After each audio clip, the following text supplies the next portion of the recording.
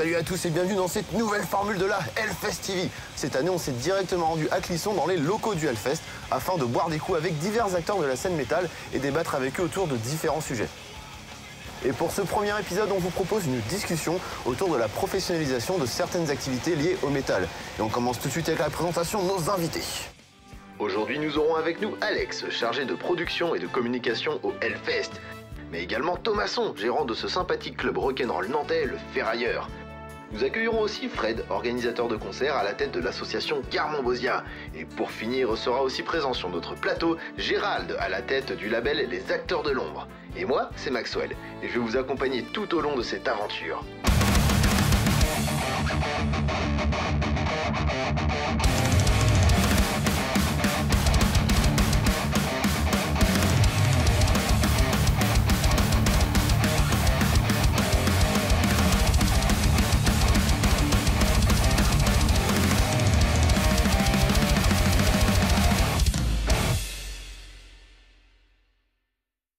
Nous voilà à la maison mère du Hellfest, dans l'endroit le plus important du complexe, parce qu'il s'agit du bar. Aujourd'hui, avec mes invités, on va aborder les métiers du métal et plus largement de la musique. Alors je pense qu'on peut commencer tout simplement par un petit tour de table. Donc les gars, est-ce que vous pourriez vous présenter tout simplement votre activité et expliquer aussi si est-ce que vous arrivez à en vivre et dégager suffisamment de bénéfices entre guillemets pour que ça soit en fait un métier tout simplement. Alex, on peut commencer par toi. Toi, t'es bien placé pour en parler parce que tu fais partie de la plus grosse boîte métal de France, hein. On peut appeler ça comme ça. Ouais, moi j'ai rejoint l'équipe du Hellfest il y a un peu moins de 2 ans, où j'intègre le poste de chargé de production moitié de l'année et chargé de communication. Voilà, nouvelle arrivée. D'accord. Et du coup, j'imagine que t'es salarié tout simplement de... Ouais, salarié du Hellfest, tout simplement. D'accord. Et toi, Thomasson, où tu en es? Je tiens un bar qui s'appelle le Ferrailleur à Nantes. Qui est bien connu des métalleux. Je pense, j'espère du moins. Et je fais plein de concerts de métal entre autres, mais je vis pas que de ça, mais c'est quand même quelque chose qui me permet de vivre et de faire plein de choses dans ce que j'aime. D'accord. Garmon. Oui, donc je m'occupe de l'asso Garmon-Bosia depuis maintenant 15 ans. C'est mon seul emploi, enfin mon emploi principal, et j'en vis depuis quelques années, après plusieurs années de bénévolat pendant les 5-6 premières années. D'accord. Gérald. Et moi, donc, j'ai monté une association il y a une quinzaine d'années qui s'appelle Les Acteurs de l'Ombre. Et depuis 2009, je m'occupe essentiellement du label de l'association. Et non, j'en vis pas puisque je suis prof à côté. D'accord, donc c'est uniquement de la passion. Voilà. Alors justement, ce qui peut être intéressant aussi de voir, c'est à partir de quand vous avez réussi à en faire une activité suffisamment lucrative pour en vivre. Donc toi, du coup, c'est le Hellfest arrivé un peu après la bataille des débuts, on va dire, parce que moi, ce qui s'est passé, c'est que moi, tout mon parcours professionnel était pas du tout forcément orienté dans la musique. J'étais plus dans le graphisme. Et en fait, c'est comme tu disais, c'est le côté passionné, le fait d'avoir fait de la musique, organiser des concerts, fait de la radio, des webzines, des trucs comme ça, qui m'a permis d'acquérir une expérience qui a permis d'intégrer l'équipe du Hellfest, tout simplement, quoi. Donc c'est là où la passion finalement a ouvert un poste au sein de l'équipe. D'accord. Et donc toi, Thomas, qu'est-ce qui a fait que... Est-ce que déjà, avec le Ferrailleur, donc au début, c'était réputé justement pour faire beaucoup de métal, enfin rock métal, beaucoup de métal à l'époque à Nantes quand il y avait un coup de mou. Et voilà, c'est vrai que le Ferrailleur, on a beau dire, au début, il y a beaucoup de groupes qui sont passés par là. Et voilà, c'était un peu une plaque tournante du métal. Ouais, c'est ça. Mais c'est toujours, pour le coup, ça s'est pas arrêté. Juste, c'est que c'est quand même pas simple de vivre qu'avec ça. Du coup, tu peux pas non plus... Donc t'as été obligé de faire des concessions quelque Voilà, part. exactement. Ouais. D'accord. Du coup, c'est une passion, comme dit Alex, etc. Voilà, comme dit Fred, je pense qu'on est tous d'accord sur le fait qu'on se passionne pour ce style de zik, qu'on fait ça, mais on vit pas de ça, donc on a besoin de faire autre chose quand même pour vivre finalement. C'est un peu complexe de vivre que du métal, que du rock, que du hardcore. Enfin, c'est pas quelque chose qui est très lucratif quand même. D'accord. C'est une musique où il y a quand même pas mal de conservateurs, de gens qui pensent que voilà, business et métal font pas forcément bon ménage. Donc, mais quelque part, est-ce qu'on est obligé aussi de faire des concessions et d'aller voir dans d'autres domaines et des fois de faire des... toi, par exemple, Garmon, est-ce qu'à un moment donné, c'est à force de persévérance et en persistant dans le métal, parce que c'est vrai que tu fais quand même du métal extrême, tu fais rien d'autre. Et pourtant, tu as réussi à dégager une activité... Si, je fais justement, si on arrive à s'en sortir, c'est aussi en programmant des choses, on va dire, de style non métal. D'accord. Par exemple, c'est ça qui avait aussi déclenché le fait que je suis passé du simple bénévolat à me salarier. C'est en bossant avec des groupes comme Magma ou d'autres formations qui n'ont rien à voir avec le métal, qui m'ont permis justement de programmer davantage de choses dans le métal extrême. Ouais. Mais si on faisait uniquement des concerts death black metal, je ne pense pas que j'en vivrais. Oui, mais t'es fan de Magma. Ah oui. Voilà, donc ça rend Mais après, on a quand même fait jouer aussi des groupes comme Cinéma Bizarre, je sais pas si ça vous parle, c'est Ouais. vraiment le Ouais, truc pour ados. ouais. Et donc c'est pas forcément, je me sens pas obligé de faire des concessions, mais ça permet de programmer le petit concert de black metal à Paris qui sera pas du tout rentable, donc en faisant donc des concerts à plus grosse échelle qui marchent beaucoup mieux. Et toi, Gérald, est-ce que tu penses que justement, alors toi, tu fais un label black metal, en plus, c'est pas forcément des groupes de black metal connus du grand public, c'est pas Ouais, des... je sais pas si on peut dire que c'est vraiment un label black metal, mais bien orientés en tout cas, c'est pas extrême. c'est obscur, quoi. c'est obscur quoi. Et est-ce que tu penses que justement, avec un label, parce que t'as quand même des groupes qui marchent bien, quoi. Les acteurs de l'ombre, ça a fait, on entend de plus en plus parler. Est-ce que tu penses qu'avec ce genre de label, il y a une possibilité? Est-ce qu'il y aura suffisamment de potentiel en France pour voilà, quoi, qu'il y ait une consommation en termes de vinyle, de CD, de t-shirts, parce que ça marche bien aussi, ça permet de faire vivre son activité, de vendre du merch. Il y a une possibilité, une ouverture en tout cas, tu penses, toi?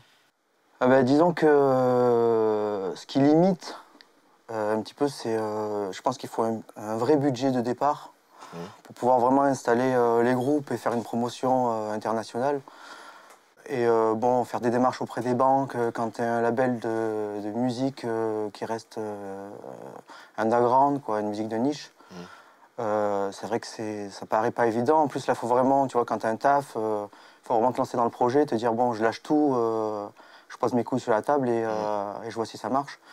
Et vu l'état de l'industrie du disque actuellement, c'est un peu délicat, surtout dans ce style-là.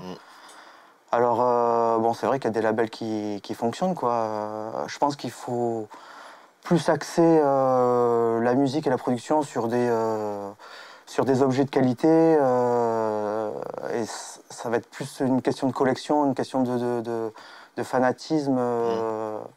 Donc toi, tu serais pas pour faire des concessions, par exemple. Si un jour, on te propose un groupe, voilà... Tu sais, quand tu as une maison, des enfants, c'est difficile de se dire, bon, je lâche tout, je me lance. Ouais, tu m'étonnes.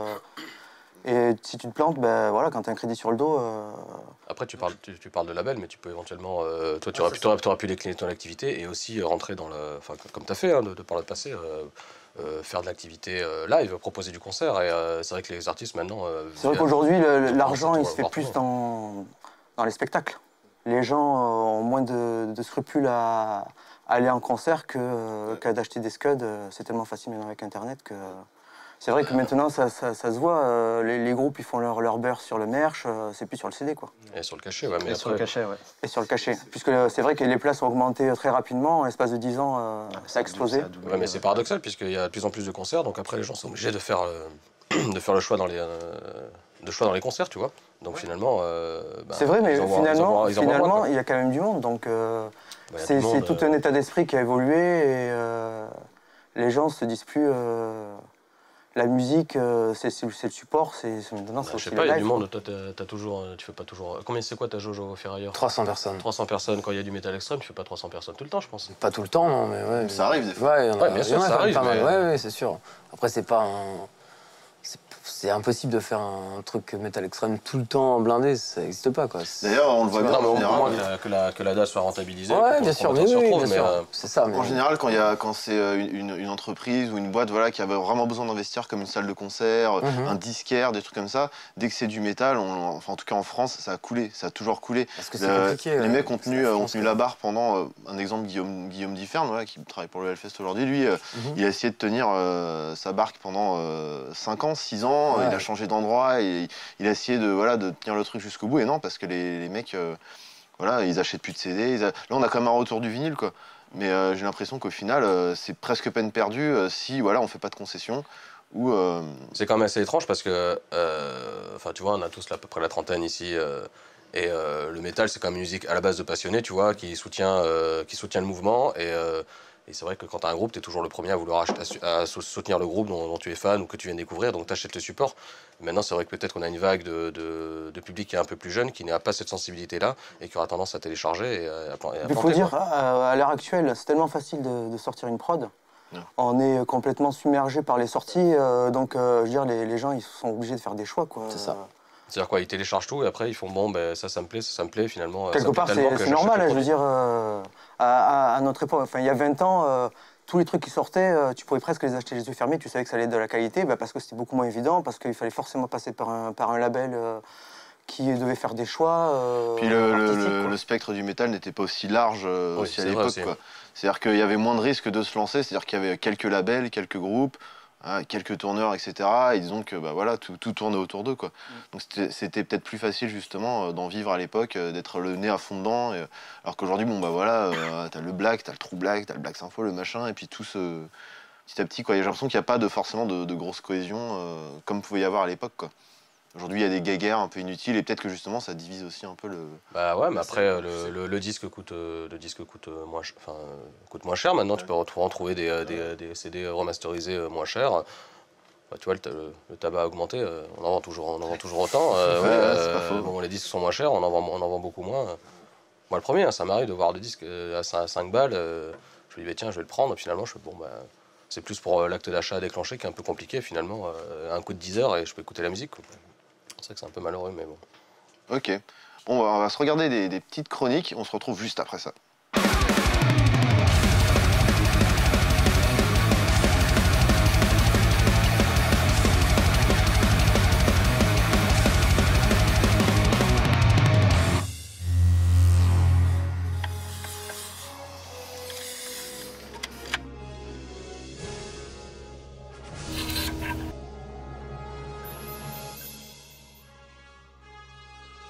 Et qu'est-ce que tu branles, Max? Je suis en train de fabriquer une machine à remonter dans le temps, mec. J'en ai ras-le-bol, tous les meilleurs groupes ont splitté ou ont disparu. Moi, je remonte le temps. Tu veux un coup de main ou quoi? Bah non, j'ai fini, mais tu vas venir si tu veux. Oh, carrément. Oh putain, c'est le bordel là-dedans. Ouais. Allez, mon gars, accroche ta ceinture.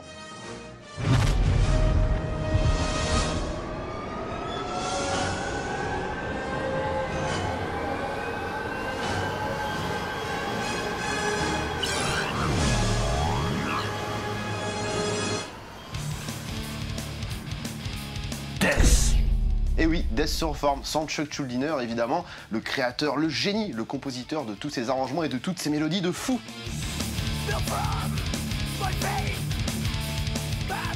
Non mais ça va être quoi après? On va avoir surformé Dissection, Pantera, Morbid Angel. Ça existe encore Morbid Angel? Pas depuis le dernier album. On pourrait crier au scandale quant à la reformation du groupe sans le mettre. Il vaut mieux voir ça comme un hommage, d'autant plus que les bénéfices de la tournée sont reversés à une association qui aide les musiciens atteints de maladies, Sweet Relief. En gros, joue de la guitare comme Chuck et t'auras une chance qu'on vienne t'aider. Bah parce qu'aux États-Unis, quand t'as pas de thunes, bah tu crèves la gueule ouverte.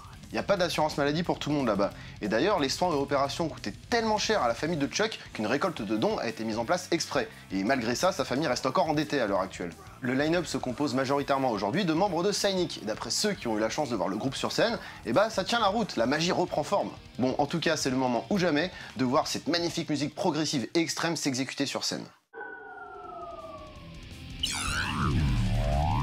Windir!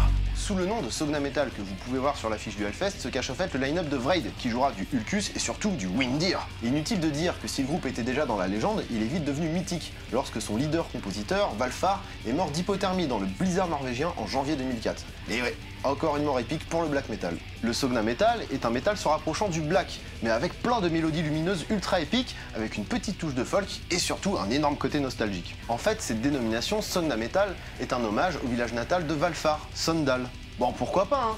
Mais moi, je pense pas que ça marcherait pour tous les petits bleds de la planète, hein. Moi, quand j'étais petit, je passais mes vacances à Kermingui, en Bretagne.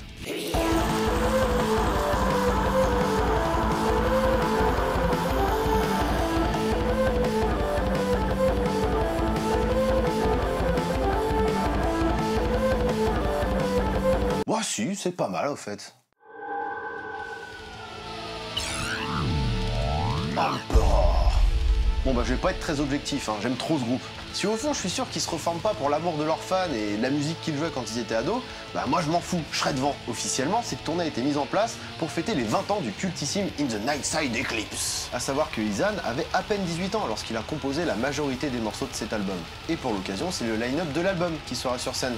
Ouais, en gros, la moitié des icônes seront d'anciens taulards. 16 mois de prison pour incendie d'église, 9 ans d'incarcération pour meurtre. J'irai peut-être pas au premier rang finalement. Pour les fous qui ne connaîtraient pas Corps Empereur, c'est très difficile de décrire la grandeur de ce groupe incontournable du black metal. Alors pour ça, je vous invite à éteindre les lumières, à foutre un casque sur les oreilles et à écouter l'intégralité de l'album Anthem to the Waking at Dusk allongé dans votre lit.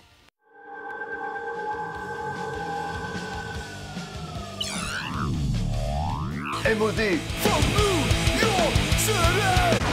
Method of Destruction fait partie de ces pionniers du crossover, avec des groupes comme DRI, Nuclear Assault ou encore SOD.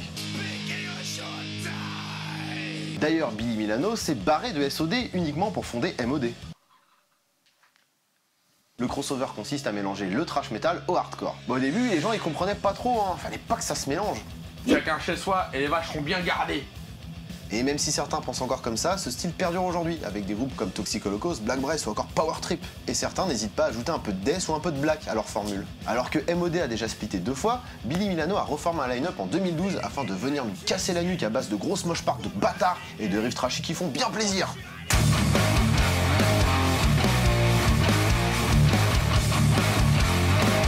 De retour sur le plateau du Hellfest, et pendant la pause, on discutait tous ensemble de justement comment ça se fait que malgré l'explosion du MP3, etc., que le spectre du métal se soit énormément élargi, dans les pays scandinaves ou même en Angleterre ou en Allemagne, on a les gros labels qui subsistent, on a même de nouvelles choses qui se créent parfois, et qu'en France, on stagne toujours un peu, on a du mal.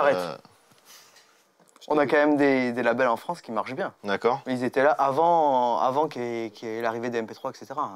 Osmo, Season. Ouais, alors c'est sûr qu'en termes de label en France, on est bien servi. Et ils ont su s'accommoder à cette nouvelle. Et ça a été quoi justement les. Entre autres, là, on disait notamment tout ce qui est box, nouveau packaging, etc. Ouais. Donc c'est vrai que c'est plus les labels Nuclear Blast, tout ça. Ouais. Ils en font aussi les labels français. Hein. Ouais, mais c'est peut-être en moins gros, moins de volume peut-être puisque. Ouais.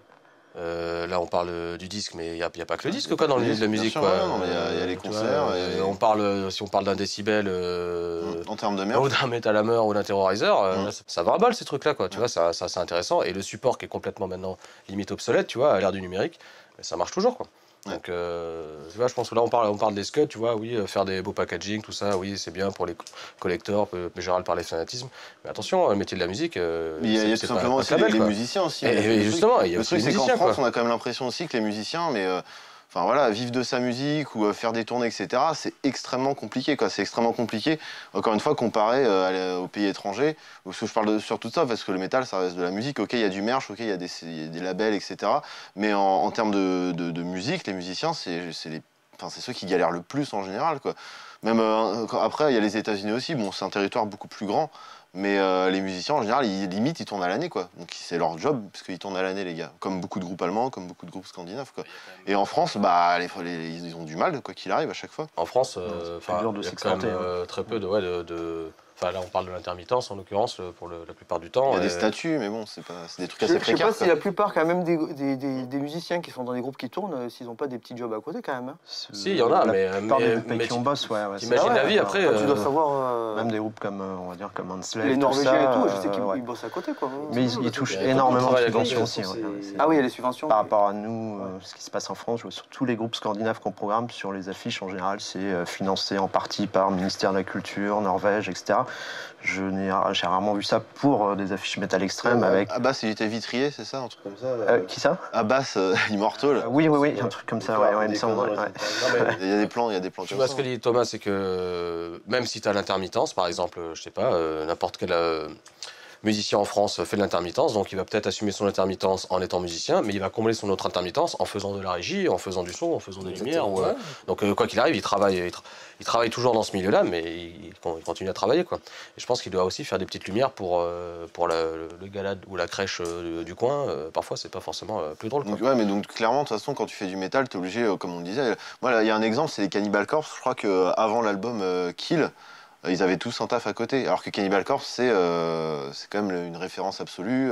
Tout le monde, en tout cas dans la scène métal, connaît Cannibal Corpse. Les In Flames, pareil, avant leur explosion, voilà, où vraiment maintenant ils font les têtes d'affiche de festoche et tout, ils avaient un taf, quoi. Alors concrètement, c'est quoi en fait les astuces pour que quelque part un jour les gens puissent se consacrer entièrement. Est-ce que le jour où ils se consacreront entièrement à leur musique, ils vont pas perdre aussi l'essence un peu du métal? Tu vois? Tu veux dire le côté passion? Le côté passion, le côté genre, le jour où de toute façon ta passion devient à 100% un métier, déjà est-ce que vous l'avez ressenti? Est-ce que tu perds pas un peu l'essence du truc des fois? Est-ce qu'on se perd pas un peu justement dans le côté business? Je pense que tu t'y perds pas, mais c'est vrai que quand tu vois ce qui se passe derrière, ton opinion est altérée, quoi. C'est sûr que quand tu vénères les artistes et puis après que t'es amené à les rencontrer et puis à voir ce qu'ils demandent et à voir comment ils travaillent et puis donc travailler l'artiste, ça veut dire aussi travailler avec l'agent, puis travailler avec l'agent, ça veut dire aussi pouvoir se taper la promo en fonction. Enfin, tu vois, il y a beaucoup de facteurs qui, quand t'es un simple auditeur, tu te contentes juste d'apprécier la musique qui te fait vibrer, qui te fait bander. Mais après, et après, quand tu travailles avec eux, là aussi, oui, il y a une part de business, il y a une part de qui s'allie un peu. Il y a une réalité économique, évidemment. Mais bon, si t'es malin, tu peux faire la part des choses et dire bon, ces mecs-là, j'adore ce qu'ils font, c'est des gros cons. Bon, écoute, moi, ils me font vibrer musicalement, un peu moins parce que je vois que c'est des gros cons, mais peut-être qu'il y a plein d'autres gens qui seraient contents de les voir sur scène. Et ils seraient peut-être contents de les rencontrer. Et une fois la rencontre faite, ils s'aperçoivent que c'est des gros cons.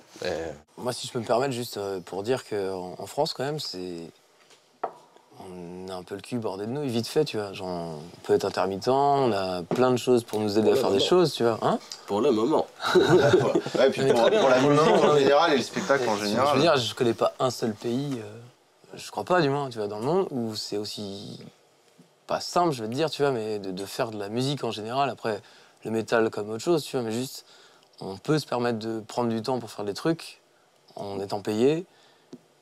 Alors que dans les autres pays, tu bosses, t'es payé par ton boulot, et à côté de ça, tu fais de la zik. Et moi, je pense quand même, c'est mon avis, ça restera mon avis, que les gens ici, ils ont trop de chance pour faire des trucs cool. Ouais, moi je suis pas trop d'accord quand même. On va se braquer. Hein. Non, c'est pas ça. Non, c'est pas ça. C'est juste que je trouve qu'en France, bon, je vais pas faire le mec un peu réac, anti. Si tu es en train de faire déjà, écoute, je trouve qu'en France, quand tu fais partie du monde du spectacle, de la musique, tout ça, tu passes souvent pour un troubadour, un saltimbanque, quoi. T'as très peu de considération, quoi. Quand t'arrives, tu veux monter un projet, on fait mais qu'est-ce que c'est, vos musiques. Et en plus, quand tu présentes un projet. Tu vois, comme ça s'est passé pour le Hellfest au tout début, hein, ça a été dur, hein, ça s'est pas fait en une fois, quoi. Mais en même temps. Pour moi, justement, quand tu fais du métal, du punk, du hardcore, que tu pars d'une musique qui est censée être extrême, un peu à contresens, je pense qu'il faut assumer ce côté-là.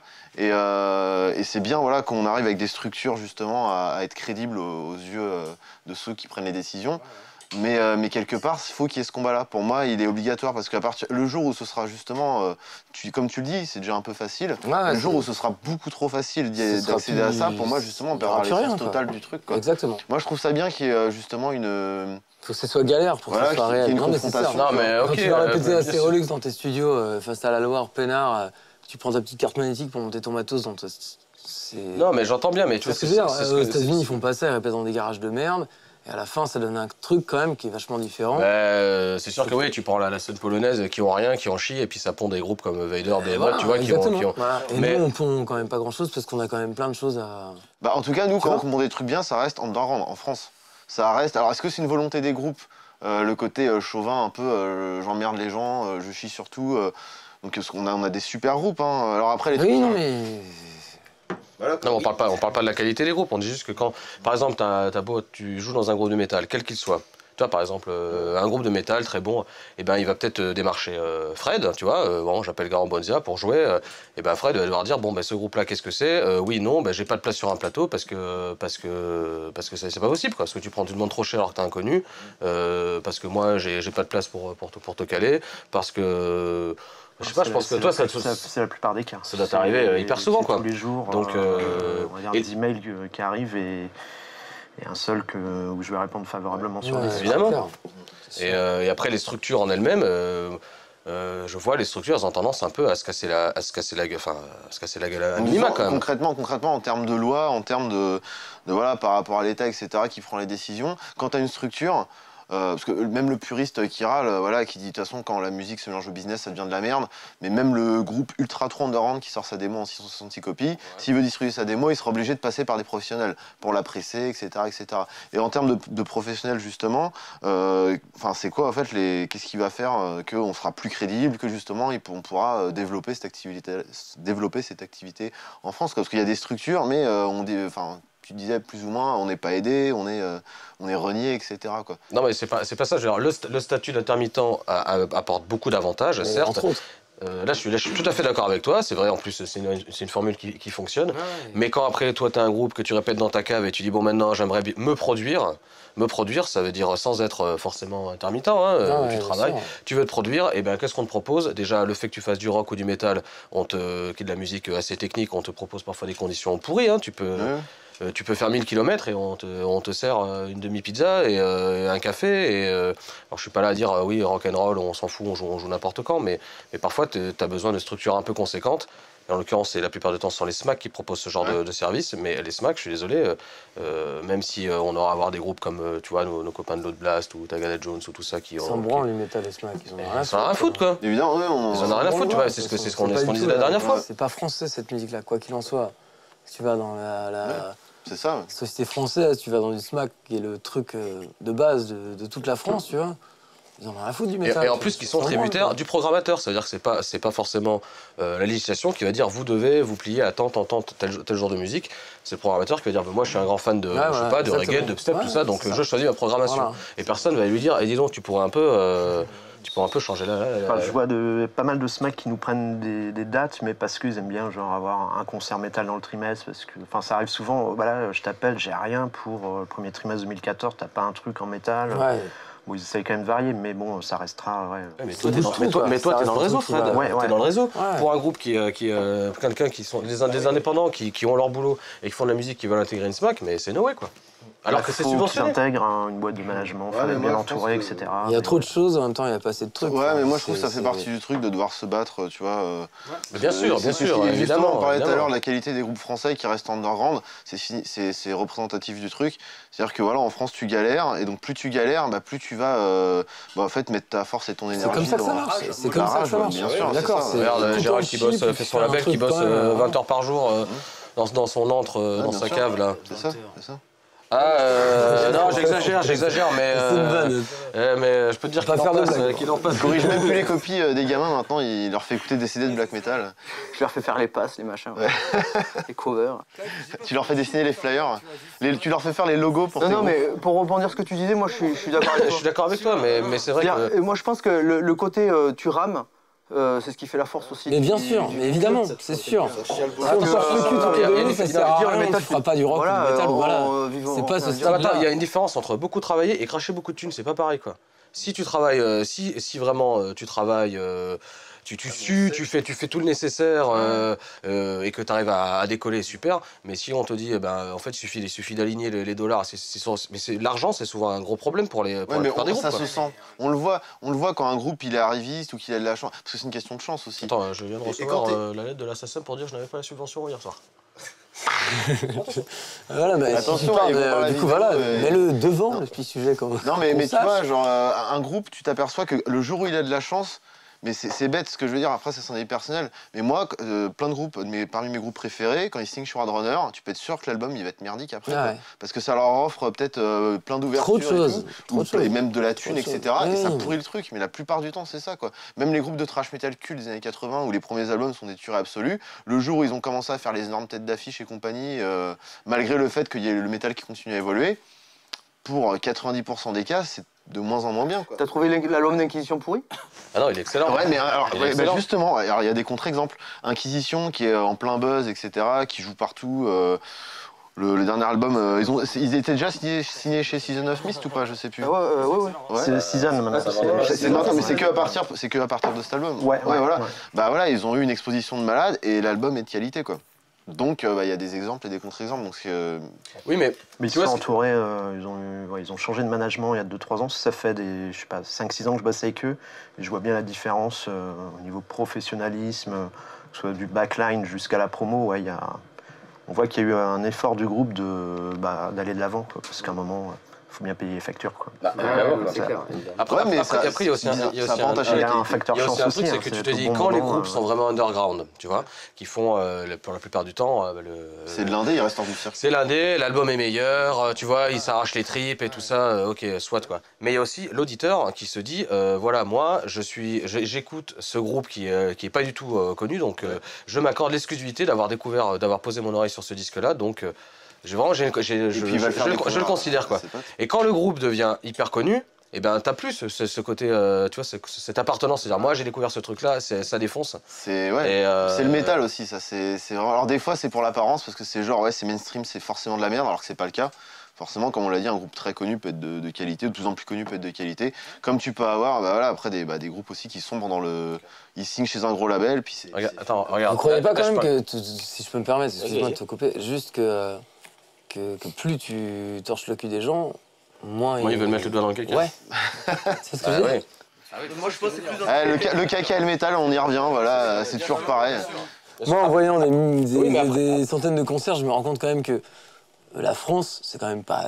Tu vois, je veux dire, on torche trop le cul des gens, à mon avis, et c'est pas ça qui fait que, tu vois, plus t'en chies, plus tu fais des trucs cool, en fait. Voilà, bon, voilà. Moi, on t'en donne, la conclusion de cette question, c'est plus tu t'en chies, plus tu fais des trucs cool. Ouais, Je suis bien d'accord avec ça.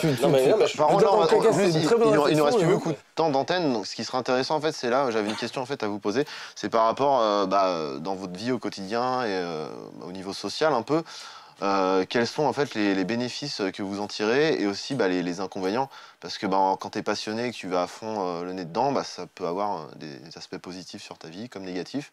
Donc vous, qu'est-ce que ça a changé concrètement d'avoir une activité qui fonctionne quand même un minimum, même si toi t'en vis pas, ça marche quand même bien. Qu'est-ce qui a changé en termes de quotidien tout simplement? Moi je suis devenu riche en fait, finalement je me suis acheté un château, une caisse de ouf, en fait je vais tout normal. Et les putes. Et les putes, merci Alex. On est là pour ça, exactement. Si on est autour de... pas de la musique quand même pour rien, faut que ça paye, c'est ça. Non mais plus sérieusement, c'est vrai que tous les matins, tu te poses pas la question pourquoi je vais bosser quoi. Tu y vas avec le sourire. C'est de la putain de passion quoi. Que les contraintes, tu ne les vois plus puisque ça rentre dans le cycle. Certes, ça cannibalise ton temps, c'est hyper chronophage. Tu vois, moi j'ai vraiment la chance d'avoir intégré l'équipe du Hellfest et je me le dis tous les jours quoi. Tous les jours, même si je passe un peu moins de temps avec ma femme, que j'ai dû quitter des groupes de musique pour me consacrer vraiment qu'à ça, mais je regrette pas. Parce que je sais que c'est l'opportunité qu'on ait très peu en France de pouvoir vivre de notre passion, la musique, et qui plus est le métal quoi. Donc c'est des conditions exceptionnelles. Et donc toi Fred, depuis que justement enfin même depuis toujours parce que ça n'a pas dû changer à part maintenant t'arrêtes de dégager. Sauf qu'au départ j'avais un autre boulot, j'étais vendeur de disques, jeux vidéo, je bossais dans des enseignes on va dire produits culturels, DVD, tout ça, sans citer de... C'est-à-dire une chaîne qui a fermé il n'y a pas très longtemps. Pour adultes. Et je vois la différence, depuis que j'ai tout lâché ce milieu-là pour faire que des concerts et tourner, l'avantage c'est déjà d'être son propre patron, donc ça n'a pas de prix, c'est génial de se lever, d'avoir personne derrière son dos, enfin presque.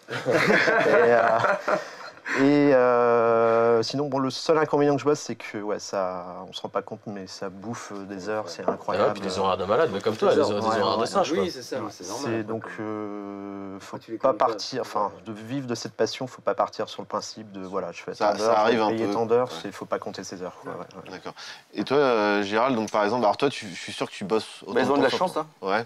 Mais est-ce que toi, alors, est-ce que tu ressens une frustration tout simplement du fait que tu bosses énormément d'heures sur ce que tu fais et t'as peut-être du coup un peu de considération pour ton travail, mais tu t'es obligé, t'en restes là quoi. T'es obligé de heureusement que je suis passionné quoi, c'est ça qui me fait avancer. C'est sûr que je passe à côté de pas mal de choses. Et tu réinjectes rien aussi. C'est-à-dire que tout ce que le label gagne, tu le reverses tout au label. Quoi. Évidemment. Il y en a qui vivent de ça et toi. Le Oui, moindre sou est réinjecté dans le label, après, ceux qui en vivent, je pense, ils font ça, ils n'ont pas de taf à côté, quoi. Je sais qu'il y a des petits labels qui arrivent à en vivre. Je pense à Musique Faire 7 ans, qui a son magasin à côté, donc la distro, ça aide beaucoup. C'est très important, c'est pareil pour Trois Runeurs. Mais pour ça, il faut avoir du temps, et c'est clair que je fais ce que je peux. Heureusement, je commence à être un petit peu entouré, donc je commence à essayer de me décharger un petit peu de certaines tâches. Mais ouais, je passe à côté de certaines choses. Quand je me lève le matin, que je sais qu'il faut que je fasse ça, et que ouais, les colis, les patatis, les patatas. À côté le taf, la famille, voilà, tu peux pas sortir forcément, t'as un apéro, bon non, tu dois bosser ce soir. Parce que toi, concrètement, tu bosses combien d'heures pour le label? Par jour? En moyenne, ouais, je pense que bosse c'est important, 4-5 heures. 4-5 Par heures, jour? ouais. Après, Ouais, 4-5 heures par jour. Je sais pas si on se rend compte, quoi. 4-5 heures par jour pour. C'est un deuxième taf. C'est le deuxième taf. Quand je quoi. rentre du taf, le soir, bah voilà, je fais ça, quoi. Le soir, je fais ça. Bah, du coup, ça veut dire que bah, t'as la famille en haut bah, qui fait sa vie, t'es pas avec eux, tu peux pas forcément sortir tout le temps. Donc, heureusement qu'il y a la passion. Après, voilà, c'est pour la gloire. Quand tu sors un produit sur lequel t'as bossé. Et que ça tourne, et que ça tourne, le groupe a des bons retours, c'est une satisfaction personnelle. C'est uniquement ça qui fait avancer le truc, quoi. Bon, bah, dans tous les cas, voilà, je pense qu'on a fait un peu le tour. Il nous reste juste 30 secondes, bah, juste le temps de vous remercier d'être venu boire un coup. Merci à toi. C'était vachement cool. Et j'espère voilà, qu'on n'aura pas fait un peu de branlette de neurones. Mais en tout cas, c'était cool de vous avoir ici. Et quant à nous, on se retrouve le mois prochain pour l'épisode 2 de la Hellfest TV. Dans le prochain numéro, nous discuterons de l'évolution des festivals métal en France et en Europe. Pour ça, nous accueillerons autour du bar Johan du Hellfest, Yann du Motocultor, Kalcha de Rage Tour et Alex le Normand de la Haute Blast. À dans 3 semaines.